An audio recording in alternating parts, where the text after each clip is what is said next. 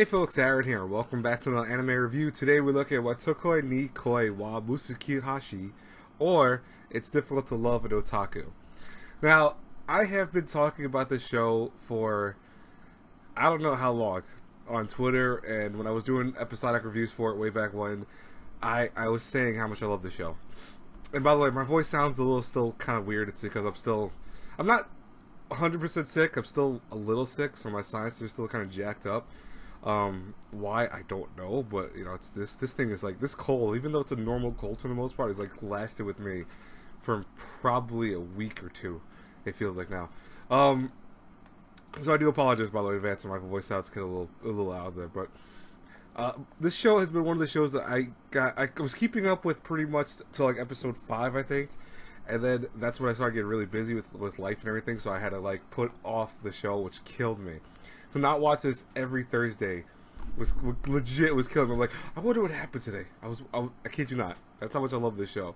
And then finally was able to catch back up. I think it was last week. I was able to start catching up. I started watching like 2 episodes a day when I had free time essentially. So you know, even though it sounds like because I think it was episode 5, like I said. So I was at episode 8 or 9 by the other day. And then finally caught up with this, and I wanted to do it specifically on this reason because I wanted to review it on my day off. So today's Friday, obviously, and it had ended yesterday. But in case you guys have no idea what the show's about, and you know are still like, what's the point of the show? What made this show so good? I'll give you guys a quick rundown. So essentially, the story is a thing that follows, like, I want to say, adults that have that interest in video games / anime that don't want to leave it behind, even though they start entering the adult, you know, world when it comes to working, you know, when it comes to just having to interact with people in terms of, you know, social outings, etc. And that is where our main character Narumi, Hirotaka, Hana, and Kawakura all come into play, where these are all people that have strange loves for things. Like, for example, Hirotaka is a huge gamer. He plays video games all the time to the point that sometimes he collapses because he's just too enwrapped playing video games that he forgets to eat, or he forgets to sleep, or he just forgets to take care of himself in general. You have Narumi, who is super diehard into everything that is anime, relationship, anime stuff like that, where she ships everyone together. She's when someone dies in a show that she really likes, she goes crazy and starts crying about it. So she fangirls pretty hard, and it's kind of funny to see that. Kawakura is someone who enjoys a lot of different manga, and you know he's very quiet about it, though. He hides it pretty well for the most part in the series. It's something that you only notice once in a while, but the thing is that when he does show it, he shows that he really truly loves the genres of manga and various things like that. And then Hana is into everything that is also anime. She dresses up as guys. She has no problem doing that. She loves BL, which, if you guys don't know, is boys love. And she loves manga and anime too herself. So it's interesting to see these characters. You know, they look normal for the most part. They look like they're people that are just working class people for the most part. But in reality, they're people who, in many ways, kind of mirror the real life selves of us, where, you know, they have otaku traits, they're gamers, etc.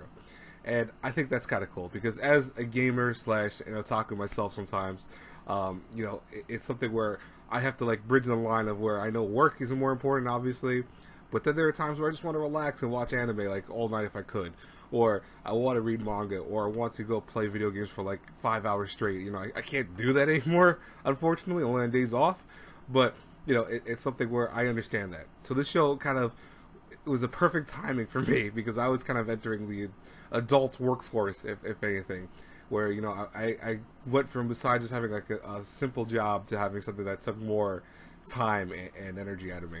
So it was kind of cool to see it during this time period. And I think that's why I related to the show a lot more, I think, than anything else.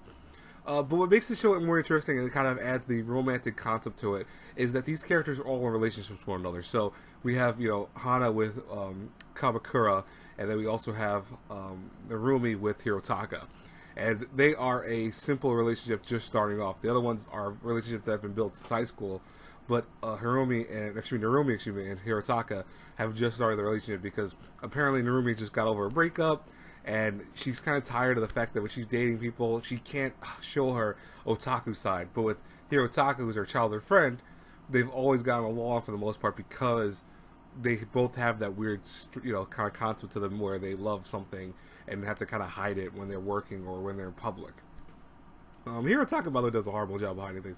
He's like, he'll work and play video games, and I always thought that was funny because I'm like, if I did that my job, I'd get immediately fired. So I don't know how anyone can play that off, but since he's an office worker, I guess he has the perfect time. He has like a little desk that he puts his Nintendo Switch, which it looks like a Nintendo Switch. Also looks like he has a Vita too, but he pulls that aside. He's like playing it. And I'm like, I think most places if you pulled out a gaming console of any type, you would like instantly get fired or like yelled at. It's just funny to me. But I love this show because it doesn't try to be anything it's not. This is a romance story with comedy aspects, slice of life aspects. It doesn't go beyond anything. It's a super melodrama. It doesn't add these kind of things of like, oh, here we go. Their relationship won't go anywhere. It's not. It goes everywhere slowly. Like Hirotaka and Narumi are building their relationship over the course of 11 episodes. Which, by the way, that's my only biggest problem with this whole show. And I'll say it right off the bat. It's only 11 episodes. I wish to God this was more than 11 episodes. Like, I mean, it could have at least been 12, at least. But to make 11 was like, why? Why 11, of all things? And even more so, it's like, it ends with a very cute episode where it was nice and it shows the relationship getting a little closer and more advanced with one another. But there are certain things that don't happen with Hirotaka and Narumi that annoy the crap out of me because they should have and they don't. So it's definitely why it's not going to get a perfect score. I'll say that right now, but I did love the show nonetheless. So it is what it is. But this show isn't trying to be melodrama. It's not trying to be something that it's not, like I said before. It's just trying to be a calm, simple, slice of life romance with comedy aspects. And it works because of that. These are characters that you can relate to. A lot of people I know in both the anime and gaming community that have watched this understand the plight of these characters. They understand that, oh my god, I have to work all day, so I can't really watch anime or miss a series. I have to go watch it later on, and I'll try to avoid spoilers on Twitter and various other things. So these characters become relatable, and in a good way, because they're not annoyingly relatable. It's like these are characters that you would hope you'd become personally, where you could still be the hard worker like Kamakura, and not be, I want to say, someone that falls apart because you're so into something that you can't grow up. These characters are growing up. They are people that are adults. But at the same time, they haven't left what they love from childhood or teenage years behind. They keep that embedded in them. And that's something that makes this show, like I said before, relatable. That's the best thing about Wotaku, as it's shortened down to, is that it's relatable. Animation-wise, it's spectacular. I like the animation. I love the characters. They're very simple design-wise. But it works because of the simplicity of the whole story, that all these characters look solid for the most part. The animation's smooth. It has no issues with that. Sound-wise, I love all the voice actors and actresses for these characters. They fit perfectly with their parts, and I just think it just sounds so good. Music-wise, I love the opening. The opening, it's just so mellow and chill. It just sets up such a nice thing for what you're about to watch that I've watched it every single time. I never once skipped the opening for Wotaku. Like, I loved it that much. And then finally, I want to say my enjoyment obviously has been something high for the show. Like, this is a show I would love to rewatch in English dub maybe one day. I would love to buy it and rewatch it on Blu-ray. I think that'd be really cool because it's just one of those shows that I could rewatch later on. Like, that's how much I liked it. I also had, I think, one other probably I want to say main issue with the show would probably be that we have two characters that are kind of introduced pretty late. We have Hirotaka's brother Now, and we also have a girl named Ko who like dresses like a guy for the most part, and so Ko doesn't realize that Ko basically hooks up with her without realizing it because they become close friends, but he doesn't realize that she's a girl, I think. And I feel like that could have been a nice relationship to have on the side of these stories. Maybe like have an episode dedicated solely to them. We do get a kind of half episode dedicated to them in sorts, but it's not a full episode. And I still feel like having them at the very end of the series was annoying. I think that could have been a little earlier, but it's not a big deal. It's not like a deal breaker because really the main focus is first and foremost on the main four, because we don't really get a lot of side characters in this show. There's not anyone else besides those two, so it makes sense why they focus on them. So I'm not taking a huge amount of points from it. I'm just saying that the show adds them on to make them focal points. And maybe a season 2 will have it where they'll be more of a focal point, but for now, they're too much of a side. And by the way, I hope to God there's a season 2. Like, please, for the love of God, make a season 2 of this. I would love a season 2 of this. I really do. But with everything being said, what would I rate Wotaku ni Koi wa Muzukashii. I would give it an A because honestly, I love this show. I think it was amazing. I think it was really enjoyable. You know, it had some flaws here and there, obviously. You know, with the characters and stuff like that. It could be like an A minus, but I would give it an A because personally, I loved it. I think it was almost flawless to me, and that's my personal take on it.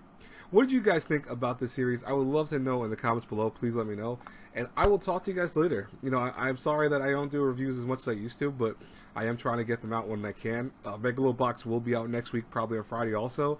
And whenever Dawn of the Franks finishes, which I believe is like a couple weeks from now, I'll have a review for that out too. So don't worry, you know, I am going to have reviews out when I can. But I'll talk to you guys later. God bless you all. Have a great, great day, everyone. Until our paths cross again in the next review. Bye, everyone.